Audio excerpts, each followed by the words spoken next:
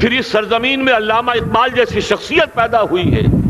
یہ ساری چیزیں جو ہے یہ در حقیقت اشارہ کر رہی ہیں کہ یہ ملک مشیت ایزدی کے کسی طویل سلسلے کی ایک کڑی ہے. اور وہ سامنے آ گیا تھا کہ سن 47 میں یہ قائم ہوا ہے، اور پورے 9 مہینے بعد 14 اگست اور 13 مئی، 14 اگست سن 47 اور 13 مئی سن 48، پورے 9 مہینے بعد اسرائیل عالم وجود میں آ گیا. اللہ تعالیٰ نے اس عالمی بیماری، اس کے لیے جو علاج ہے وہ پہلے پیدا کیا ہے. جیسے کہ حدیث میں آتا ہے ما انزل اللہ من دائن الا انزل لہ دوان، اللہ تعالیٰ نے کوئی بیماری ایسی نہیں اتاری کہ جس کا علاج بھی نہ اتار دیا ہو. اور جیسے کہ ماں کی چھاتیوں میں بچے کی ولادت سے پہلے دودھ پیدا ہو جاتا ہے، اس کی غذا کا بندوبست پہلے ہو جاتا ہے، اسی طریقے سے اسرائیل کا جو فتنہ اٹھنے والا تھا اس کی سرکوبی کے لیے پاکستان وجود میں آیا ہے. اور آج وہ مرحلہ آ گیا ہے، تاریخ کا ایک عظیم موڑ. آپ دیکھیں گے کہ بڑی مشابہت پیدا ہو گئی ہے.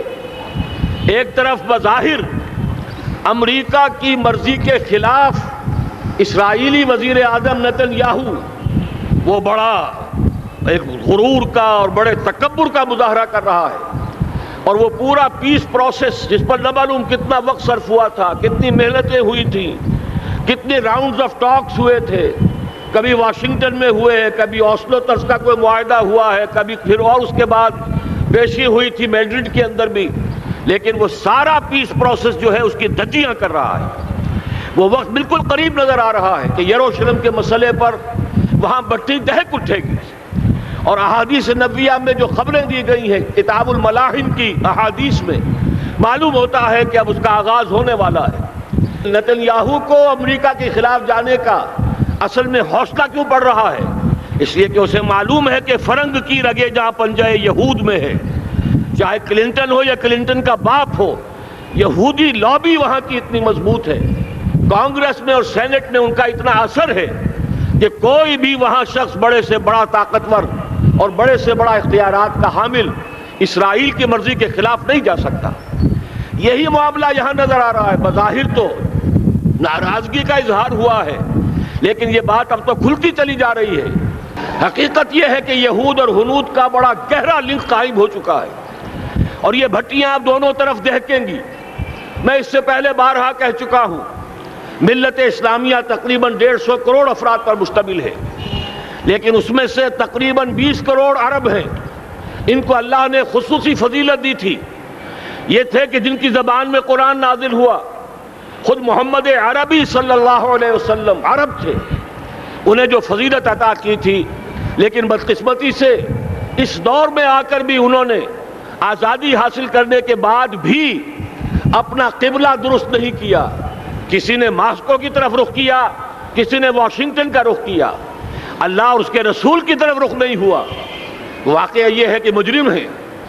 دوسرے بڑے مجرم 150 کروڑ میں سے 10% یہ 15 کروڑ مسلمان ہیں.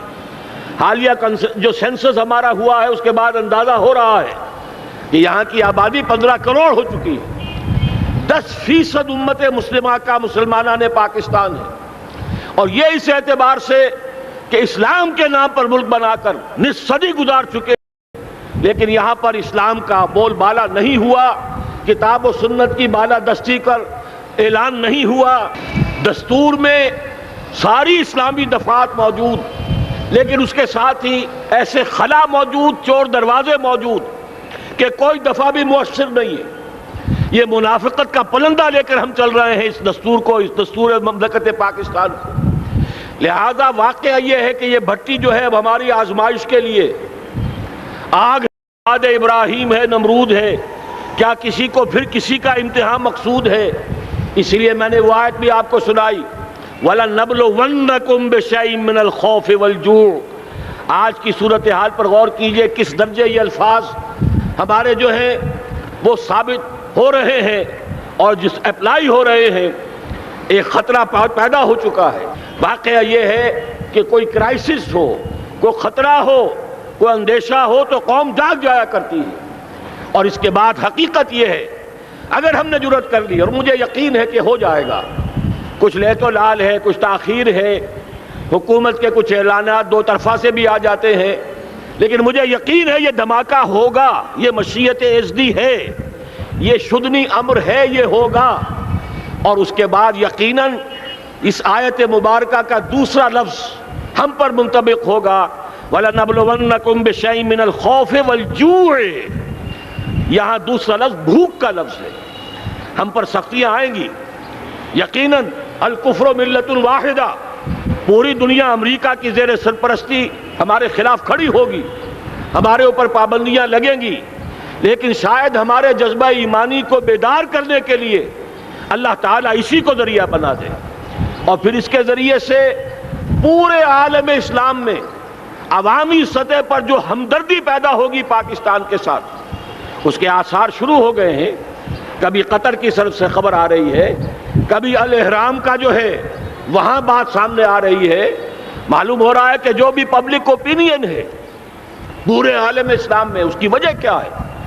میں نے اپنے پچھلے جمعے کے خطاب میں عرض کیا تھا کہ جیسے پاکستان سلطنت خداداد پاکستان ہے، ایسے ہی اس کی ایٹمی صلاحیت یہ بھی خداداد ہے، اللہ نے چھپر پھاڑ کر ہمیں دی ہے۔ ایسا نہیں تھا کہ ہم نے لیبارٹریاں بنائی ہوں، ہمارے سینکڑوں اور ہزاروں سائنسدان ریسرچ میں لگے ہوئے ہوں، نہیں، اچانک اللہ تعالیٰ کی طرف سے ہمیں ایک نعمت غیر مترقبہ عطا ہو گئی ڈاکٹر عبدالقدیر کی شکل میں۔ پھر نہ معلوم کس کس ذریعے سے اس پروگرام کو آگے بڑھانے کے لیے جن پرزوں کی ضرورت تھی، کس کس ذریعے سے وہ پرزے یہاں پہنچے ہیں۔ یہ بھی خالص خداداد صلاحیت ہے، اور اس کو سمجھ لینا چاہیے کہ یہ ہمارے لیے ایک فرض کفایہ کے درجے میں ہے پوری امت مسلمہ کی طرف سے۔ اس کی وجہ کیا ہے؟ پورے عالم اسلام میں کہیں اور یہ صلاحیت موجود نہیں۔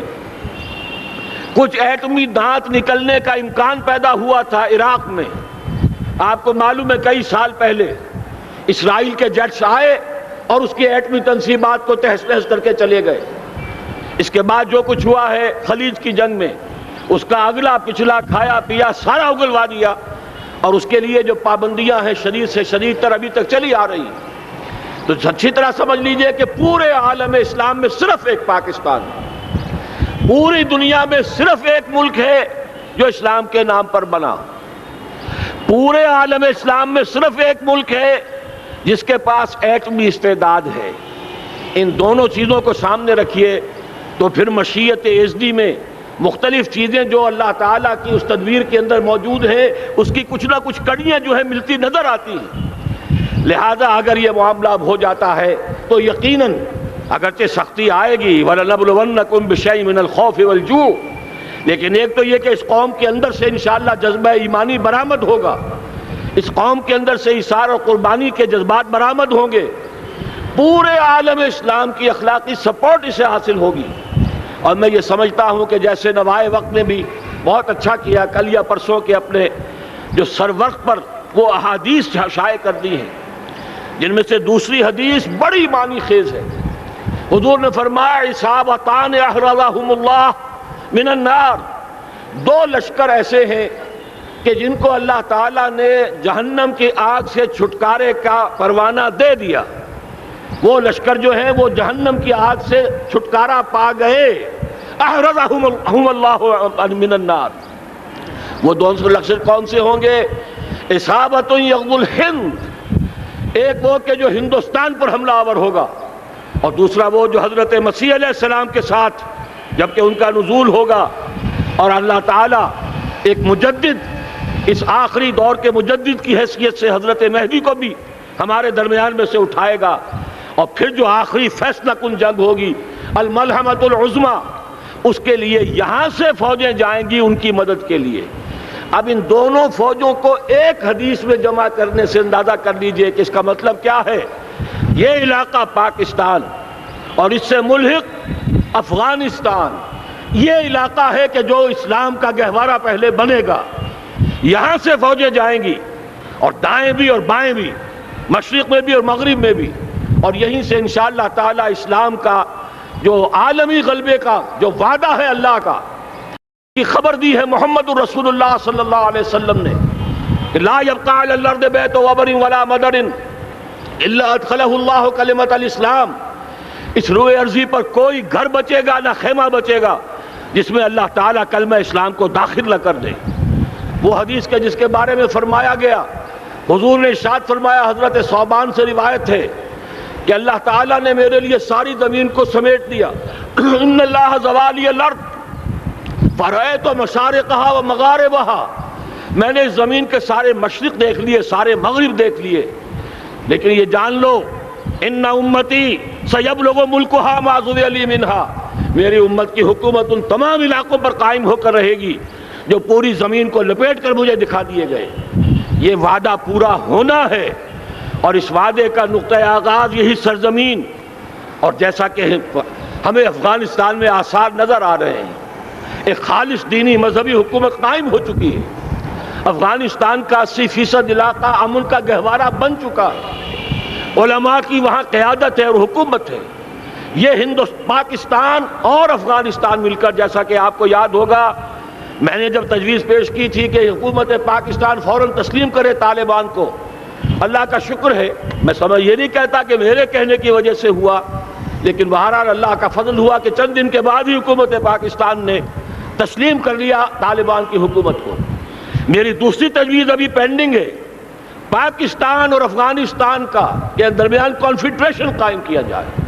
یہ ملک دونوں مل کر واقعتاً، کہ ایک نے واقعتاً 15 لاکھ سے زیادہ جانیں دے کر مرنا سیکھ لیا ہے، اور جو قوم مرنا سیکھ لے اسے کوئی مار نہیں سکتا، اسے کوئی شکست نہیں دے سکتا، اور ایک وہ قوم ہے پاکستان میں کہ جو 400 سال کی تجدیدی مسائی کے اثرات کی امین ہے، یہ اس کا تراث علمی ہے، چاہے وہ تحریک حضرت مجدد الفسانی کی تھی، چاہے وہ علمی تحریک شاہ ولی اللہ کی تھی، چاہے وہ تحریک جہاد سید احمد بریلوی کا تھا، چاہے اور جو بھی رجال عظیم پیدا ہوئے ہیں 14ویں صدی ہجری میں، ان سب کے اثرات یہاں موجود ہیں۔